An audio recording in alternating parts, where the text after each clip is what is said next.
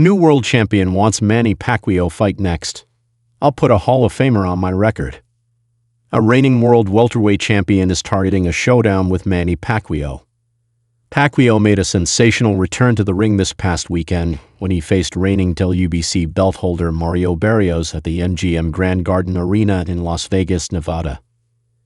Despite the best efforts of the 46-year-old 8-division world champion, the fight itself was declared a majority draw with 2 out of the 3 judges at ringside scoring the contest 114-114 even and the other giving Barrio the nod.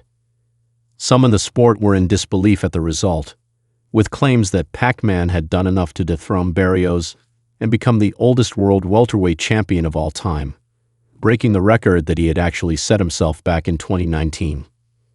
In the aftermath, a number of big names have revealed that they would be open to a showdown with Pacquiao, with reigning WBA regular welterweight champion Rolando Romero the latest. Speaking to Boxing Scene, Rolly Romero welcomed the potential battle with Hall of Famer Pacquiao, as he claims facing the 46-year-old would make sense. A Hall of Famer on my resume, who wouldn't want that? That's the easiest way to get into the Hall of Fame, right? We can do it. Everything has to make sense.